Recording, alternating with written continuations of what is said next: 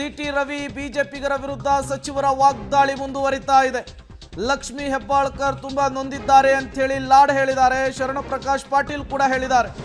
ಈ ಮೂಲಕ ಸಿಟಿ ರವಿ ವಿರುದ್ಧ ಸಚಿವರುಗಳು ಮುಗಿಬೀಳ್ತಾ ಇದ್ದಾರೆ, ತಮ್ಮ ಆಕ್ರೋಶವನ್ನು ಹೊರಹಾಕ್ತಾ ಇದ್ದಾರೆ.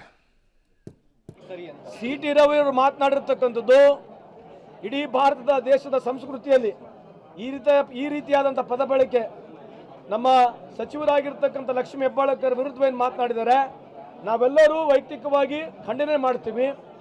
ಈ ಥರ ಯಾರೇ ಒಬ್ಬ ಮನುಷ್ಯ ಈ ರೀತಿ, ಅದು ವಿಶೇಷವಾಗಿ ಕೌನ್ಸಿಲ್ನಲ್ಲಿ ಬಂದಿರತಕ್ಕಂಥ ಒಬ್ಬ ಮನುಷ್ಯ ಈ ರೀತಿ ಮಾತನಾಡ್ತಕ್ಕಂಥದ್ದು ಸರಿಯಲ್ಲ.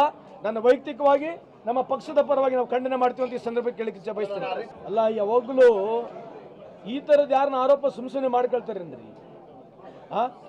ಈ ಥರದ ಆರೋಪ ಯಾರನ್ನ ಸುಮ್ಮನೆ ಮಾಡ್ಕೊಳ್ಳೋಕೆ ಸಾಧ್ಯತೆ ಇದೆ ಏನ್ರಿ? ಊಹಿಸ್ಬೋದೇನ್ರಿ? ಈ ಥರ ಆ ಅಮ್ಮ ನೊಂದಿದ್ದಾಳೆ.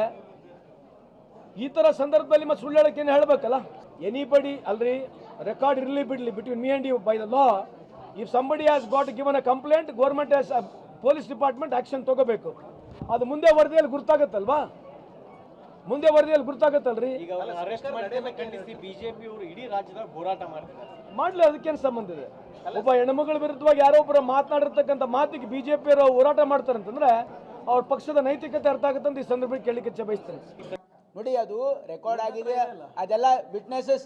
ಅದು ಎಫ್ ಐ ಆರ್ ಆದ್ಮೇಲೆ ಇನ್ವೆಸ್ಟಿಗೇಷನ್ ಆಗುತ್ತೆ. ಇನ್ವೆಸ್ಟಿಗೇಷನ್ ಆದ್ಮೇಲೆ ಅದು ಕ್ರಮ ಏನಾಗಬೇಕು, ಮುಂದೆ F I R charge sheet ಹಾಕ್ತಾರೆ. ಅದ್ರಲ್ಲಿ ವಿಟ್ನೆಸ್ ಇದೆಯಾ ಇಲ್ವಾ, ಅವರಲ್ಲಿ ರೆಕಾರ್ಡ್ ಆಗಿಲ್ಲ ಅಂದ್ರೆ ಅಂದೇ ಇಲ್ಲ ಅಂತ ಅರ್ಥನ ಅದ್ರದ್ದು?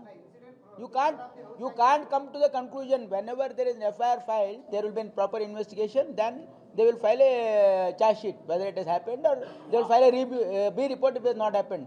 Hagagi dayaviಟ್ಟು don't try to gain sympathy for him. He has ನೋಡಿ, ಒಬ್ಬ ಹೆಣ್ಣು ಮಕ್ಕಳಿಗೆ ಕೇಳಿ, ಇಡೀ ಕರ್ನಾಟಕ ರಾಜ್ಯದ ಹೆಣ್ಣು ಮಕ್ಕಳಿಗೆ ಅವಮಾನ ಮಾಡಿದ್ದಾರೆ ಅವರು.